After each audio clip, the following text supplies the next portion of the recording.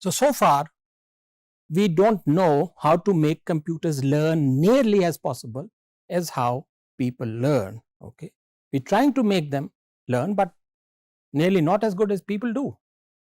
However, algorithms have been developed that are effective for certain types of learning tasks, and many significant commercial applications have begun to appear.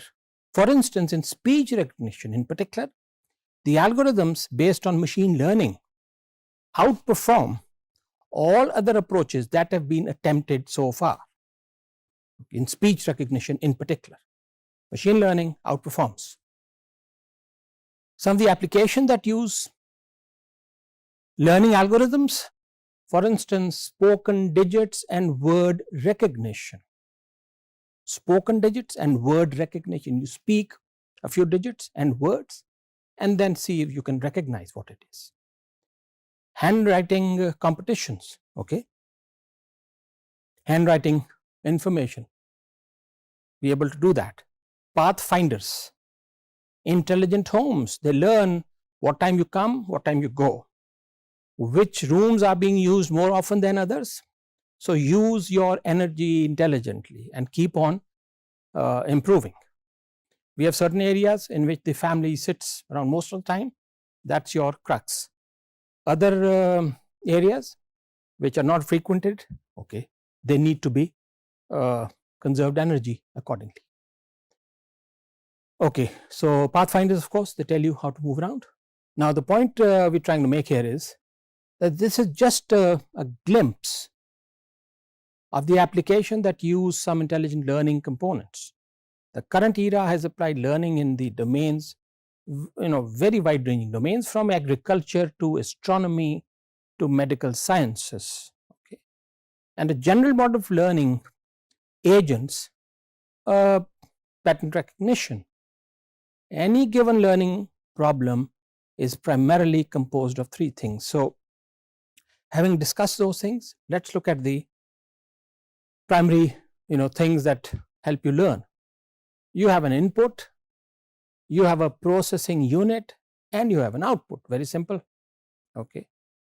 The input is composed of examples that can help the learner learn the underlying problem concept. So suppose we were to build a learner for recognizing spoken digits. We would ask some of our friends, colleagues, or whatever to record their sounds for the digits, the 10 digits from 0 to 9. Okay. So the 10 people, let's say, each of them speaks for a 0, 1, 2, 3, 4 up to 9. Now some things are called positive examples. So every time somebody talks about, let's say we talk about the digit 1. So every time the digit 1 is spoken by the speakers, we take it as a positive example, that this is what you are trying, is your true understanding, must be your true example. All other spoken digits are called negative examples for the digit 1. Similarly, for the digit 5, say for instance, every time your 10 friends, colleagues, they utter the digit 5, that's taken as a positive example for digit 5.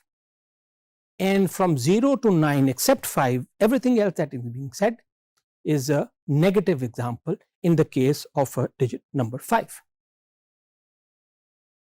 So one is a positive, the other is a negative. So just one positive and let's say 10 or 9 negative examples. Now for our learner to learn the digit 1, it needs both of them, the positive and the negative examples, in order to truly learn the difference between what looks like 1 and what does not look like 1. The processing unit is the learning agent of our focus of study. Any learning element, agent or algorithm should in turn have at least the 3 characteristics. The processing unit is the learning agent that we're talking about. Now, number 1 is feature representation. The input is usually broken into several features. What do we mean by features? And this is not a rule, but sometimes the real world problems have inputs that cannot be fed to a learning system directly. For example, if the learner is to tell the difference between a good and not a good student, how do you suppose it would take the input? Okay, you can't simply take the person into the system and throw him out and then tell him, that he is a good student or a bad student or not so good student. Okay, but of course we are too far away from that. So we don't send hypothetically students into the machine. So we need to find out some characteristics, some features that can differentiate a good from not so good. Okay. So for instance, in the case of students, you can say grade and class participation. So for every input, okay, two features can define a student: grade and class participation. So these become the feature set of the learning system, and based on these features, the learner processes the input and decides good or bad. The other part is the distance measure. Now, given two different inputs, the learner should also be able to tell them apart, differentiate them. That's what it means, to tell them apart. Is this one or is not one? Is this a good student or not so good student? So that difference, that is called the distance measure. How far away are these from each other? The distance measure, as I said, is the procedure that the learner used to calculate the various differences between the two inputs. The third is generalization. In the training phase, the learner is presented with some positive and negative examples that I've just mentioned and from which it learns.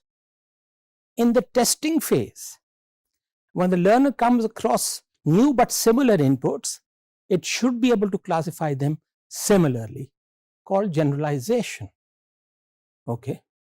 Now, a small child learns to differentiate between birds and cats early days of his or her life. Okay.